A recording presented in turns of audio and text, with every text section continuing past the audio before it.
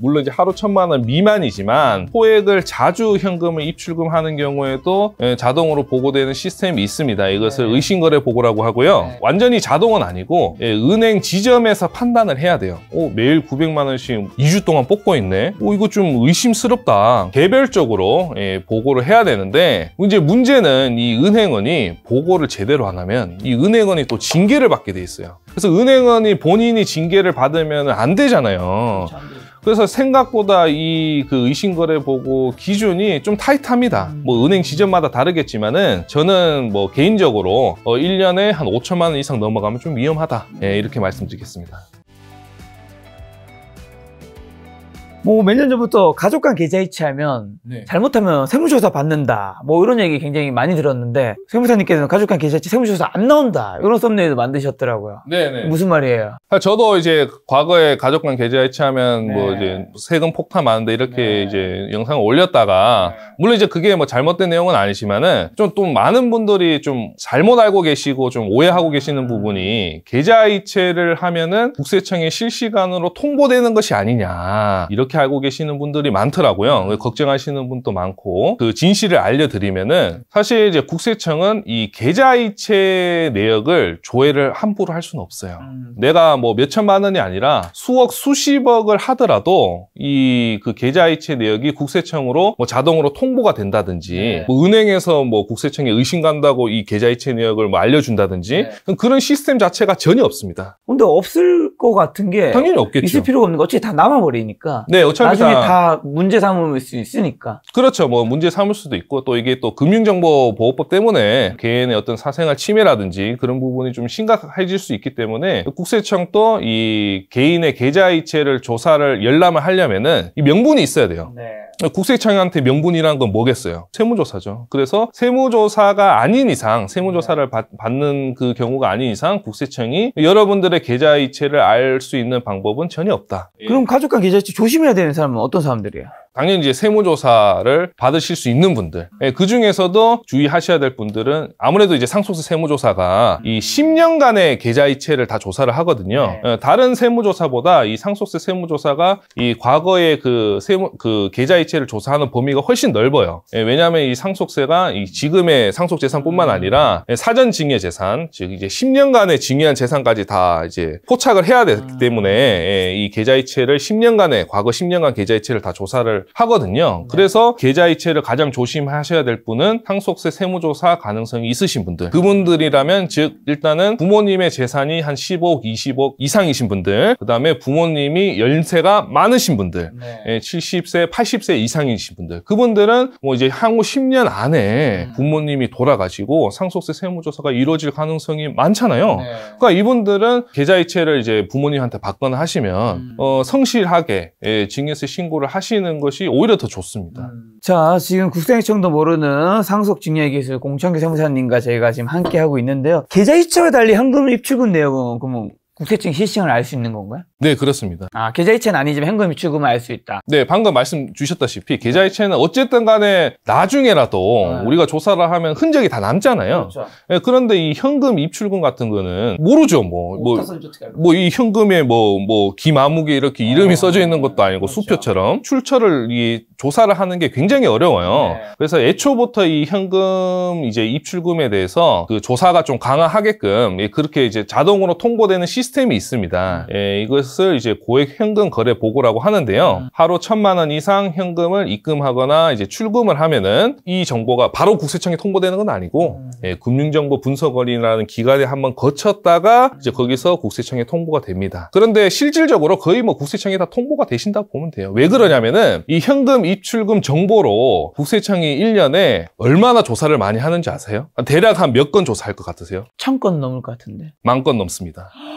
10,000건 넘고 총 추징액이 거의 2조 원 가까이. 그러니까 한 번 조사하면은 평균적으로 2억 정도 추징합니다. 굉장히 활용을 많이 하고 있어요. 국세청에서. 이 고액 현금 거래 보고 이 시스템을 가지고 굉장히 이제 조사에 활용을 많이 하고 있습니다. 그래서 일단은 이게 국세청에 한번 이제 통보가 되거나 하면은 사실 국세청 입장에서는 단순히 한 건만으로 어떤 탈세나 뭐 이런 것에 직접적으로 뭐 연관이 있다고 보긴 어려울 수도 있지만은 이 세무조사에 빌미를 주는 거거든요. 그래서 이 빌미를 주는 것이 굉장히 위험하다. 특히나 더군다나 요즘같이 세수 펑크가 심한 때에는 아무래도 더 위험하겠죠. 그래서 이 고액 현금 거래 보고를 좀 피하시려면은 하루에 1,000만 원 미만으로 현금을 입금하거나 출금을 하셔야 되는데 다행인 것은 이 하루 1,000만 원 기준이 그 각 금융거래마다, 그러니까 이제 예를 들어서 뭐 국민은행에서 내가 900만 원, 신한은행에서 900만 원 동일한 날짜에 이렇게 입금을 했다. 그럼 난 1,800만 원 입금을 했지만은 통합되진 않죠. 그래서 이때는 보고가 되지 않습니다. 그래서 제가 이제 실제로 뭐 상담한 경우 중에서 어떤 손님은 거의 뭐 증권사까지 포함해서 거의 뭐 계좌를 한 10개 정도를 활용해서 그렇게 뭐 현금을 입금하시기도 하시더라고요. 그래서 좀 이 부분이 좀 걱정되신다 싶으면은 가급적이면은 좀 여러 은행을 통해서 하루에 1,000만 원 미만으로 입금을 하셔라 이렇게 권해드리겠습니다. 1,000만 이상부터 그렇다면 990만 원을 매일 하면요? 네, 물론 이제 990만 원을 매일 뭐 이렇게 100일 하면은 그것도 9억 9천이잖아요. 그래서 이것도 이제 제재가 안 되면 안 되겠죠, 당연히. 그래서 또 이렇게 이제 또 물론 이제 하루 1,000만 원 미만이지만 소액을 자주 현금을 입출금하는 경우에도 자동으로 보고되는 시스템이 있습니다. 이것을 의심거래 보고라고 하고요. 이것은 이제 물론 이제 완전히 자동은 아니고 은행 지점에서 판단을 해야 돼요. 은행 지점에서 이 사람 물론 이제 하루 1,000만 원 미만이긴 한데 매일 900만 원씩 뭐 거의 지금 한 2주 동안 뽑고 있네. 이거 좀 의심스럽다. 그래서 이 의심스러운 거를 개별적으로 보고를 해야 되는데 이제 문제는 이 은행원이 보고를 제대로 안 하면 이 은행원이 또 징계를 받게 돼 있어요. 그래서 은행원이 본인이 징계를 받으면 안 되잖아요.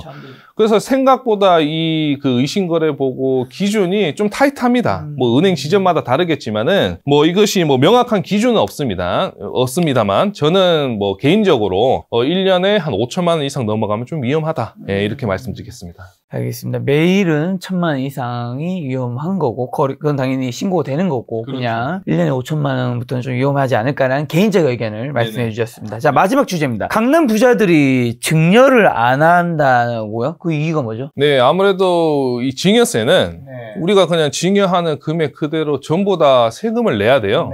그래서 아무래도 증여세 부담이 커지죠. 예를 들어서 뭐 20억 아파트를 증여를 해준다. 그러면 20억에 대한 증여세가 엄청 많이 나올 거 아니에요. 또 이제 근데 이 증여세를 뭐 예를 들어 부모님이 또 내주실 수도 있어요. 증여세를 부모님이 대신 내주면은 이것 또한 증여거든요. 현금 증여랑 똑같은 거죠. 원래는 이 증여세는 증여받는 자녀가 내야 되는데 이것을 부모님이 대신 내주면 부모님이 자녀한테 현금 증여해 주는 거랑 다를 게 없잖아요. 그래서 부모님이 대신 내주는 증여세도 추가로 증여세가 나온다. 실제로 이거는 국세청에서 다 일일이 확인하고 있어요. 저희가 이제 증여세 신고를 하고 나면은 나중에 국세청에서 이거 증여세 누가 냈는지 계좌이체 영수증 보내달라고 합니다.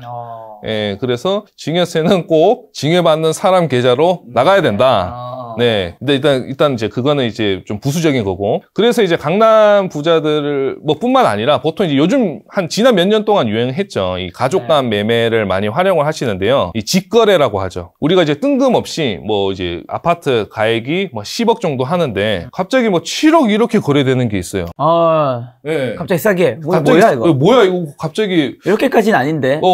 우리 아파트가 뭐 이렇게 뭐 이렇게 왜 이렇게 떨어졌지? 뭐가 뭐 악재가 생겼나? 뭐 이렇게 생각하실 수도 있는데 그런 것들 보면 전부 다 직거래거든요. 이 직거래라는 거는 이 공인중개사를 통하지 않고 하는 거래인데 공인중개사 통하지 않는 거래면 당연히 가족 간의 거래밖에 없겠죠. 그렇지. 믿을 수 있으니까. 어느 쪽에도 사기를 칠 수 없다.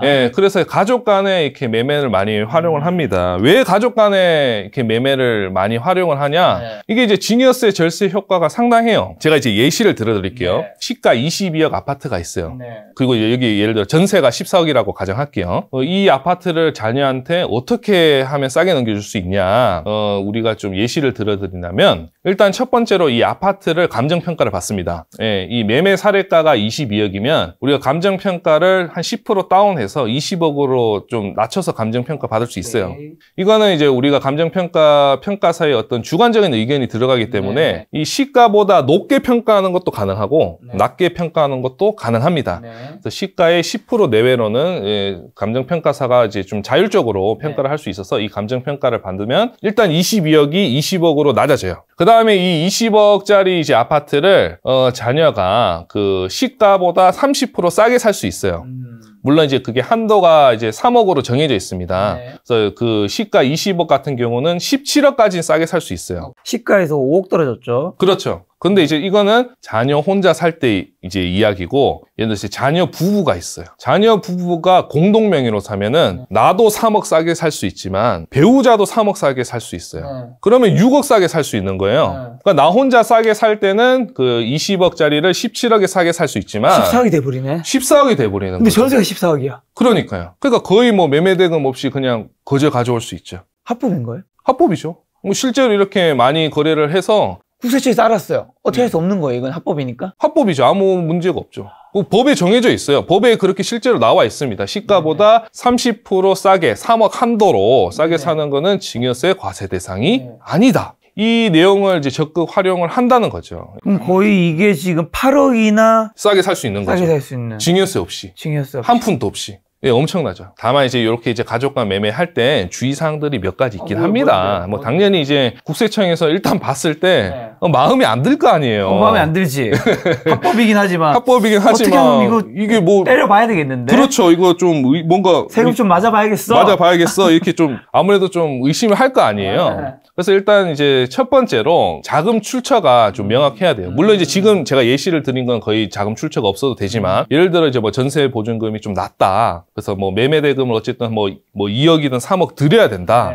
그러면 이 매매대금 자금 출처가 좀 깨끗해야 된다는 거죠. 그리고 이 가족 간 매매는 국세청에서 일단 기본적으로 증여로 추정을 하기 때문에 이 매매 그 계약서대로 정확하게 매매대금이 이체돼야 돼요. 그래서 이게 안 돼요. 일단은 뭐 매매대금 3억을 줘야 되는데 뭐 이 매매대금을 차용증을 작성하고 뭐 몇 년 뒤에 주기로 함. 이렇게 차용증을 작성하고 나중에 주기로 한다든지 그런 약정 자체가 불가능합니다. 우리가 일반적인 매매 같은 경우는 뭐 좀 매매대금을 뒤늦게 주거나 이렇게 할 수 있거든요. 차용증 작성하고. 하지만 가족 간 그 매매는 이 증여로 추정을 하기 때문에 그렇게 차용증을 작성해서 뭐 매매대금을 나중에 지급하겠다. 이런 것들이 통하지가 않습니다. 그 다음에 이제 가족 간 매매의 가장 큰 단점이죠. 단점이 있어요. 가장 큰 단점이 양도세예요. 내가 아까 그 감정평가 20억에 받고 14억에 부모님이 자녀한테 양도를 해줬어요. 그럼 난 14억에 양도했잖아요. 그렇죠. 그 양도가액 14억으로 양도세를 내야 될 것 같지만 국세청에서 페널티를 부과를 합니다. 부모님이 실제로 얼마에 자녀한테 싸게 그 양도를 했던 간에 오케이, 그거는 증여세는 내가 부과를 안 할게. 하지만 양도세는 너 20억에 양도한 걸로 양도세 내라 이거예요. 너가 다른 사람한테 양도를 했다면 시가에 맞게 양도했을 거 아니냐. 그에 맞게 양도세도 냈을 것이고. 근데 자녀한테 싸게 양도를 했으니 그러니까 양도세만큼은 시가로 내라. 그래서 양도세가 좀 많이 나올 수 있습니다. 근데 그래도 이렇게 하는 게 훨씬 나은 거 아니에요? 그래서 이거는 좀 따져봐야죠. 부모님이 이제 뭐 부동산이 예를 들어 양도 차익이 너무 많아요. 이게 양도세가 오히려 증여세보다 더 많이 나오는 경우도 있어요. 그래서 요거는 좀 유불리를 따져보고 양도 차익이 좀 적거나 그런 부동산 같은 경우는 요 가족 간 매매가 굉장히 유리하다. 그래서 이 가족 간 매매를 적극 활용하시는 게 좋다. 어떻게 보면 이런 거는 세무 지식이 있거나 세무 전문가가 우리 주변에 공청세무사님 같은 분이 있어서 그런 분들에게 이제 양도 차익을 낼지 증여세를 낼지 이렇게 양쪽 플랜을 다 짜보고 그렇죠. 거기서 명확한 금액을 보고 판단해야 되는 거지. 아, 이게 나을 것 같은데. 그렇죠. 했다가는 이제 나중에 큰 거 다칠 수 있다. 그렇죠. 괜히 이제 뭐 다른 사람들이 다 이 가족 간 매매가 좋다더라. 그래서 나도 이제 따라 하다가는 오히려 증여세보다 더 많이 양도세가 나올 수 있다. 그래서 요거는 좀 비교를 꼼꼼히 해봐야 된다. 이렇게 말씀드립니다. 알겠습니다. 자, 아무래도 근데 세금 하면 어쨌든 돈 많으신 분들이 낼 확률이 좀 더 높은 건 사실이고 돈 많은 분들 강남에 많이 있으니까 강남 부자분들이 하고 있는 절세 방법 또 뭐 다른 거 있어요? 잘 알려지지 않는 방법이긴 한데 물론 이제 이것도 이제 부동산 증여에 관한 얘기입니다. 아무래도 이제 강남 부자분들은 부동산 증여를 많이 해주시니까 부동산 증여 중에 어떤 부동산을 증여하는 것이 가장 좋냐? 저는 재개발 주택을 증여하시는 것이 가장 유리하다 이렇게 말씀드리고 싶습니다. 이 왜 그러냐면은 이 재개발 주택이 이 공시 가격이 굉장히 낮거든요. 물론 그런데 이 실제 가치는 또 굉장히 높죠. 이 어떤 재개발 프리미엄이 공시 가격에는 이게 반영이 안 돼 있어요. 그래서 우리가 겉으로 봤을 때는 이 재개발 주택이 굉장히 공시가격만 보면 싸 보이지만은 하지만 실제로는 이 재개발 프리미엄 같은 게 붙어서 실제로는 굉장히 이제 비싸게 거래가 되죠. 그래서 이 재개발 주택을 이제 증여를 한다면은 우리가 공시가격으로 싸게 증여를 받을 수 있다. 이렇게 말씀드리겠습니다. 왜 그러냐면은 이 공시가격으로 이제 증여를 하게 되면은 이 국세청에서 간혹 자기네들이 감정평가를 받아서 이 감정평가 금액으로 과세를 하는 경우가 있어요. 예를 들면 이제 꼬마 빌딩 같은 경우에 이 공시가격하고 시가랑 차이가 많이 나거든요. 그래서 과거에는 이 꼬마 빌딩은 공시가격으로 싸게 증여를 받았단 말이죠. 실제 시가보다. 그러니까 이제 국세청이 이게 마음에 안 드는 거예요. 실제 시가는 막 7, 80억 하는데 공시가격 30억으로 싸게 증여를 받으니까 아무래도 증여세를 적게 낼 거잖아요. 그래서 국세청이 이게 마음에 안 들어서 안 되겠다. 너희가 이제 공시가격으로 이제 증여를 받으면은 국세청이 우리 사비 들여서 우리가 감정평가 받아서 이 감정평가액으로 과세를 하겠다. 이게 이제 국세청 감정평가 사업이라고 합니다. 이건 이제 이미 시행이 되어 오고 있었는데요. 그래서 이제 무분별하게 이렇게 그 공시가격으로 증여를 이제 하게 되면은 나중에 국세청이 감정평가 받아서 이 고가의 감정가액으로 증여세를 추가로 내야 될 수도 있어요. 그래서 사실 이렇게 이제 공시가격으로 증여를 받는다는 게 쉽진 않거든요. 뭐 토지든 상가든 아파트든 쉽진 않은데 이 재개발 주택 같은 경우는 이 공시가격으로 증여를 해도 국세청에서 딴지를 거는 경우가 거의 없습니다. 일단은 공시가격 자체가 최소한 10억 원 이상은 돼야지 국세청이 좀 눈여겨보거든요. 근데 이제 재개발 주택 같은 경우는 공시가격이 뭐 2억, 3억 이렇게밖에 안 하니까 일단 이제 기본적으로 국세청이 좀 눈여겨볼 가능성이 적어요. 그래서 자녀들은 이 재개발 주택을 이제 공시가격으로 싸게 증여를 받고 나중에 이 재개발 아파트가 이제 아파트가 되고 나서 이제 그 팔 때 또 양도세가 많이 나올 수 있잖아요. 이때는 자녀가 이제 부모랑 세대 분리를 해서 이 1세대 1주택이 되면 이 또 양도세가 또 비과세가 적용이 되겠죠. 그래서 이 재개발 주택을 자녀한테 증여하는 것이 굉장히 좋다. 근데 이제 다만 이제 관건은 관리처분 인가 전에 증여를 하셔야 된다. 관리처분 인가 이후에는 이 재개발 주택이 입주권으로 바뀌거든요. 입주권으로 바뀌면 국세청에서 또 굉장히 또 타이트하게 봅니다. 그렇기 때문에 이 관리처분 인가 이전에 재개발 주택일 때 이 자녀한테 증여를 한다면은 좀 증여세를 많이 절세를 할 수 있다. 이렇게 말씀드리겠습니다. 자, 재개발 주택을 통해서 증여를 하면 좀 더 잘 절세할 수 있다. 네네. 자, 오늘 이제 국세청도 모르는 상속 증여에 대해서 공창규 세무사님과 이야기 나누었는데요. 자, 마지막으로 상속 증여가에서 증여 관련 시청자분에게 팁 하나만 그냥 정리해서 좀 주고 가신다면요. 네, 상속세, 증여세 절세 방법 중에 이제 가장 좋은 방법은 미리 대비를 하는 겁니다. 그렇죠. 예, 이걸 뒤늦게 와서 이렇게 이렇게 된 이미 세금이 많이 나는데 이걸 어떻게 하냐고 이제 상담을 받는 경우도 있는데 이런 경우 사실 제가 해드릴 수 있는 게 거의 없어요. 그래서 상속세, 증여세를 절세를 하시려면 미리 좀 절세 방법을 강구를 많이 하셔야 된다. 이 책을 좀 통해서 예, 좀 미리 절세 방법을 좀 찾으셔서 좀 많이 절세에 도움이 되셨으면 좋겠습니다. 네. 알겠습니다. 나중에 우리가 이제 어떻게 보면 병도 나중에 걸리고 나면 사실 그걸 낫는 거는 굉장히 많은 노력과 전문가의 도움도 받아야 되고 그다음에 늙기도 하고 사실 치료하는 것도 쉽지가 않잖아요. 그렇죠. 근데 그 전에 예방하는 게 사실은 훨씬 쉬운 거잖아요. 저는 어떻게 보면 이런 세무 관련된 지식이 우리가 너무 어렵고 귀찮고 멀리하고 싶지만 이런 책이라든가 영상이라든가 이런 것들이 우리가 나중에 그 병에 걸렸을 때 하는 게 아니라 미리 약간 예방하는 주사 같은 예방주사.